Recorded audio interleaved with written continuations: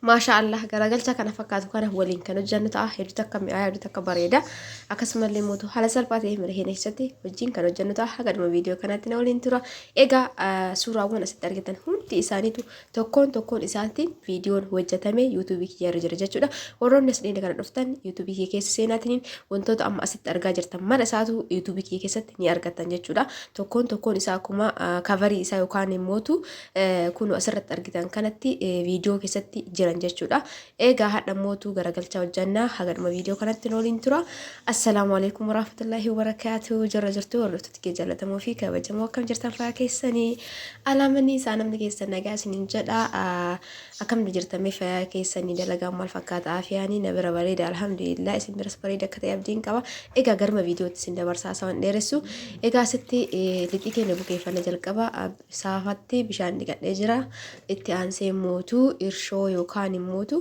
irshoo man beektanii miree ka bukeessu kana irshoo kana yookaan yoonni kana yestii kana itti dabala akkuma argaa jirtan kana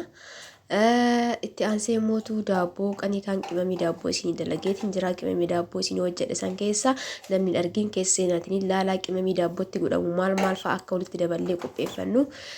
kanaaf viidiyoo jedheetiin jira seentanii ilaaluu dandeettan warreen argin san booda isa fal'aana tokkotti godhadhee jira akkuma argaa jirtan kana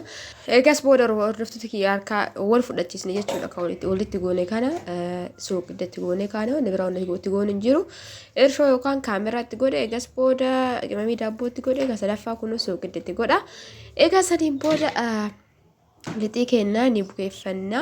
garagalcha hedduu namatti toluu fi hedduu takka bareeda taate yeroo takka cireef qopheessuu dandeenya isiniin jedha hordoftoota kiyya akkuma argaa jirtan kan harcee ganaa ga'u takka itti qicadha egaa harceen kun harcee furnoo duqeetiiti jechuudha kanaaf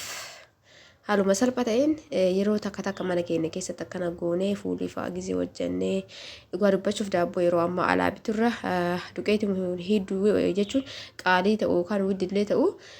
qixxaa yookaan ka godhame san alaa biturra akkanumatti duqeetii bitanii manatti godhatuun bareedaadha. Daabboollee ta'ee garagalchallee godhanii bareeda alaa biturra walitti dhufu jechuudha. Daabboo yeroo kana amma suuqii irraa bitamu maqaaf daabboo malee in harkatti akkanatti ganaa ta'e keessatti akkana gadi goote ganaa keessaa mul'attu. Egaa akkana isiniin jedha hordoftoota kiyya haala kanaan bishaan diqdiqqootti qicataa dhugaa dubbachuuf daabboo gizee hojjennu garagalchallee ta'ee daabboo haala gaarii yoo bukeessine dirri isaa gadi laaffisnee of dirree gizee akkanatti daabboo yookaan qixxaaf bukeessinu yoo dirri isaa gadi sirriitti namni jabeessitan hin bareedu jechuudha qixxalleen daabboolleen koontaa wayii ta'a garuu dirri isaa gadi laaffistanii sirriitti haginni harkuma kiyya irratti fakkeenyaaf gizee bukeessu gizee mara sirriitti sukkuumtan harkuma keessan irratti koof jedhaa deema jechuudha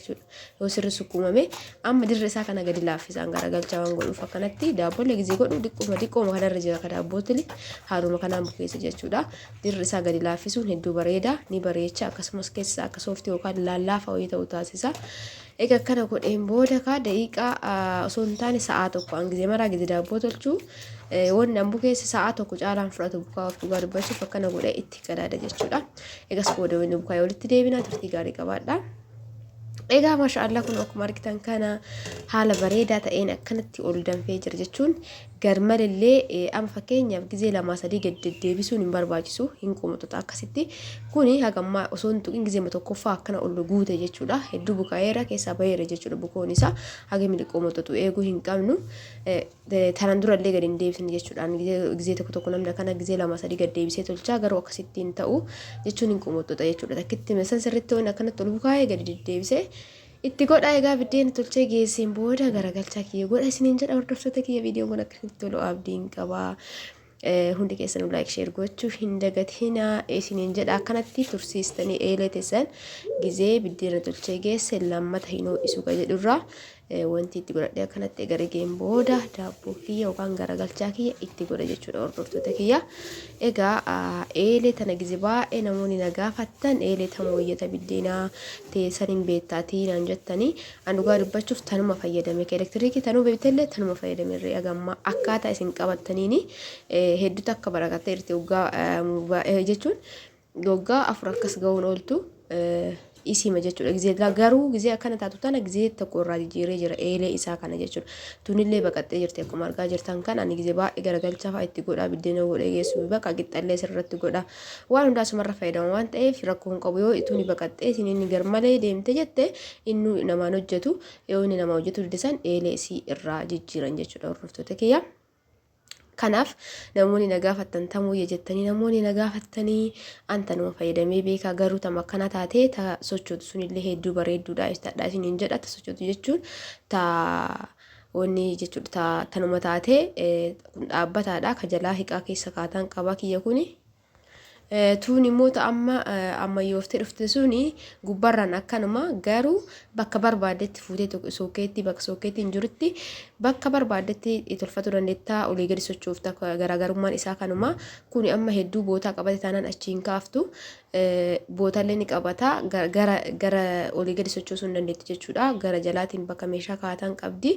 garaagarummaan isaa akkasuma illee miti garuu bakka barbaadetti sochoosuu dandeetta sochootu san jechuudha ijoolleen baay'een keessan nagaafattan bitatu innaati kun elektiriikii fayyadamtaame akkami warreen jettan kanuma jechuudha garaagarummaan isaa taan immoo eelimmaan isaa tokkuma yoo tabalaashofte eelema gubbaa kanarraa baasanii asumaan immootu nama qaba jechuudha fakkeenyaaf eelee kanarratti gizee godhu birrii qubee birrii ofirraa baasa jechuudha kanaaf hin fayyadamuu iyyuu as dheenne kana eeleen na qabdi gizee akkas godhadhe ka warqii kan ofirraa qaba jechuudha kun akkuma qubee lama warqii kan ofirraa qaba ta birrii yoo ta'e nama qabaan hin beeku itti aansee harka keessanirra yoo falagiin jiraate nama qaba falagiin jiraannan ifaa akkanatti godhuu hin dandeettu biddeen halluu irraa akkana baasuuf leentu si qaba ani garuu gizee biddeen irraa baasullee safeedii haphisaniin baasan qabadhu harkaanii eelee sin qabdu eeggadhu rooni naan jettan gizee ani biddeen tolchus gizee kaanis hedduu takka galatuma warfaadhaan yaaduu keessaniif eeleen nama qabdu lafumaa kaateetti nama qabdu bishaan irraa oo fageessite bishaan dhatan markaan dhiqattu kana homaa rakkoo hin qabu lixirra oola waan ta'eef eeleetti hin kalaa'u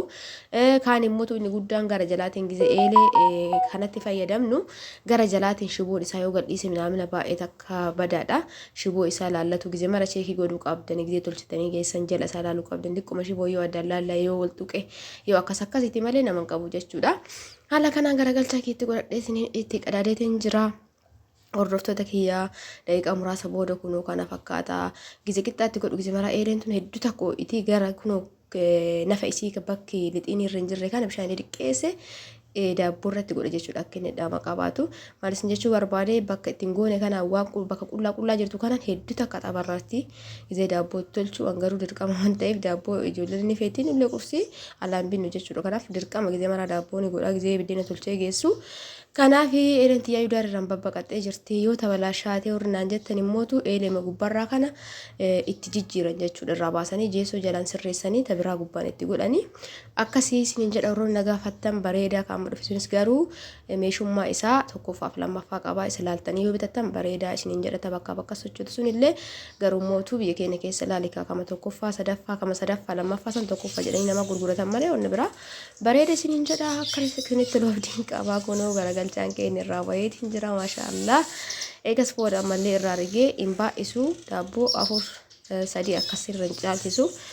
sadii bakka takka itti godhee takka immoo ni hafaa inni guddaan immootu gizee takkaan godhuu danda'a ture garuu eelee guddisee yoo itti godhee itti garagalchusan yoo itti gadi garagalchusan ni miidha jechuudha. Agartanii kun caafiidhaan baqattee jirti akkanatti baqaqni isiitun yoo cadhisteetuma itti fayyadamtaati gaafa sirrii baqa garmalee deemee humna isaatii ol deeme innuu ni dhaabbata jechuudha siinoo itoo tabalaashaa ta'ee lentuni kabaqaqi kun rakkoo hin qabu jechuu barbaadeeti gaafa humna ol deemee hojii dhaabuu isaa ofumaa isaatii iyyuu sitti hima jechuudha sitti immoo biraa sun ta'anii yoo lokoste leenoo itoo san immoo laalchiste irraa jijjiirsifatta siin jedha taarfafallee kun akkana itti godheetiin jira egaa hordoftoota kiyya viidiyoo kana laayik sheer gochuun dagatinaa warroonni mootu as dheenne kana maatii kiyya taatan falagii yoo qabaattan hedduu takka nama qaba akkasumallee qubee birrii akkasumallee koo dhiigallee filata ifaan kun yoo nama qabu dhugaa dubbachuuf akkan isin jedha warri haaraa dhuftanii ana dhufu baga nagaan dhuftan subscribe gochuudhaan egaa subscribe gootaniin booda mallattoo notification san gaxxaxanii yoo barreeffama isin bahu keessa olirra kaattan viidiyoo nan hojjedhu gizee maraa isin bira akka ga'uuf isin fayyada like gochuun keessan immootu akka yuutuubiin sheerii naa godhuuf na fayyada kanaaf like godhaa subscribe godhaa isiniin jedha hordoftoota kiyya warroonni jalqabarraa immootu na hordofaa jirtan dhugaa hedduu akka galatoomaa ulfaadhaa warroonni immoo koomentii yaada babbareedaa natti horaa jirtan jajjabeessaa jirtan Gua hedduu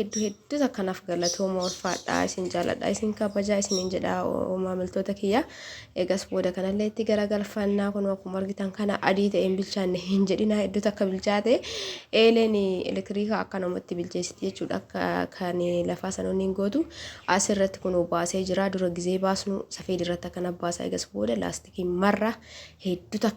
akka yoo hin dhiquma fixate daftanii laastikii yoo martan daabboo bareeda isaa isinii ta'a. Egaa gara tokkoon harkuma kiyyatu natti gaadiddeesse na fakkaate waan daabboon gurraachatu fakkaata garuu gaadidduu kiyya malee daabboon maashaallah bareeda. Egaa akkana isiniin jedhu hordoftoota kiyya yoo isinitti tole laayik gochuu hin dagatina warroonni as dhiyeenya kana dhuftan immoo keesseenaa mana kiyya keessa seenaa waan hojjedhe mara isaatu laalaa yaada keessan barreessa isiniin jedha hordoftoota kiyya. Egaa kana gooneen booda yoo inni qorre shaayii teena danfifannee barbaannu shaayii wajjin barbaannu fuula wajjin waan barbaanne wajjin fayyadamuu dandeenya daabboo alaa bituu hin jaaladhan dhugaa isiniin jedha kanatu irra filatamaadha kaalaa isinirra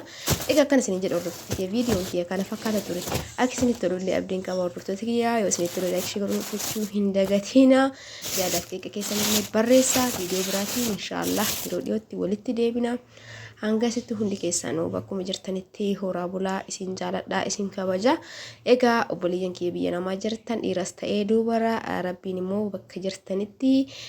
fayyaa isin haa kennu waan dalagattan keessa rabbi barakaa isin haa buusu nagaan biyya keessanitti isin haa galchu isin jedha kunoo kana fakkaata maashaallah haala kanaan gootanii ciree bareeda qopheeffachuu dandeettan shaayii teessan wajjin barbaaddan waan barbaaddan wajjin isin jedha egaa viidiyoon kun akka isinitti tolu abdiin qaba. Egaa viidiyoo biraatiin nan golitti deebinutti horaa bulaa ulfaadhaa waan dhaggeeffattaniif isiniin jedha haarawaa dhuftan immoo keessa seenaa manni keessanii ilaala isiniin jedha yeroo biraa golitti deebinutti fayyanaa ta'a guyyaa gaarii keessa na oolaa baay'ee.